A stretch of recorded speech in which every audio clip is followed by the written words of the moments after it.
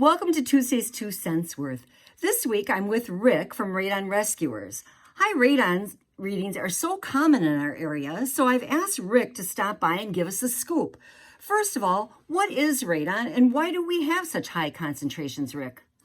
Radon is a result of a decaying product of radium, which is naturally coming from decaying products underneath the ground. This area is known for it just because of all the glaciers over the years. So it just decays, it turns into radium. It also can get into your water streams, like down in Eagle, City of Waukesha has a lot of radium in their water. But right out here in the Shorewest, Delafield, Heartland, we don't have quite as much problem with water. It's just the natural air movement that's in the house. All right, and then what is exactly the fix? What do you do to fix it? And then is it really fixed? Do you have to worry about it again ever, or is it fixed for good? No, it is fixed good with our it's a system that we are drilling a hole into your basement floor usually, create a negative pressure from underneath your basement floor. There's radon out in the air and the outside, but it's the confined space. So we're trying to create a negative pressure underneath your concrete floor. It's a series of pipe and elbows and that to exhaust it outside with an inline fan. We also installed, if you can see, there's a red U-tube for the homeowner. It doesn't show anything with radon, but it shows the homeowner because, like this house we're in now, her fan is up in the attic of the garage, so you have no idea if it's working. So the homeowner can glance at this U-tube, and as long as one side is higher than the other, you know your system is up working.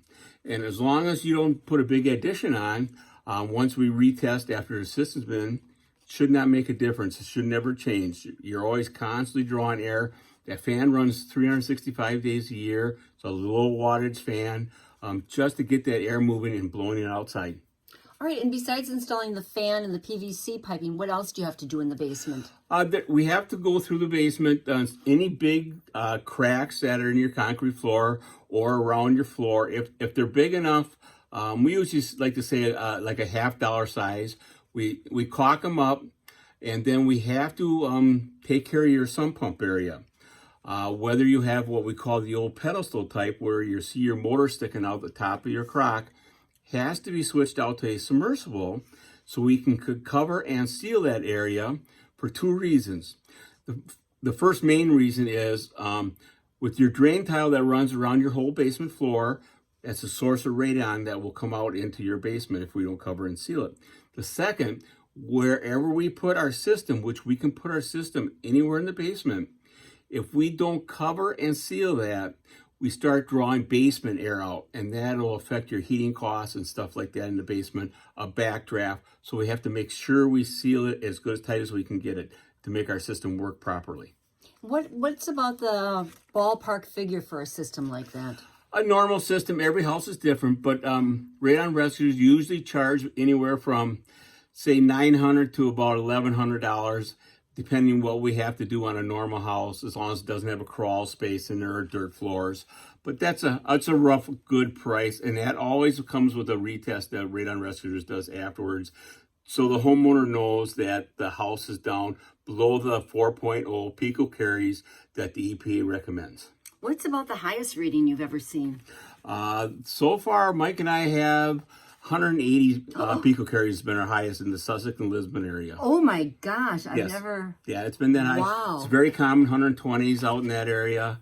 In the Wales area, we've had them in the 70s, 20s, 30s, but 180 has been our highest. And the fan takes care of it. Fan takes care of it. That was a brand new house, never lived in the two of the 180. Wow, that's something. So now how would a consumer go about selecting somebody to install their radon system?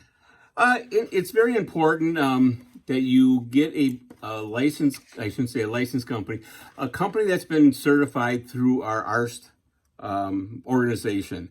For us, the state of Wisconsin doesn't require us to technically be licensed to install them. But the way Wisconsin gets around it, we sent all our documentation that we went and got certified through our ARST. and then they put it on their state website. They list them all. So whether it's us or somebody else, just go to the Wisconsin State website, get a list of mitigators that have been approved and certified. Do you know what that website is? Oh, I believe it's just, I don't know if it's just wisconsin.radon.com. I believe it, or just type in Wisconsin Radon. I believe in it. Your search engine will bring it up from the state. All right.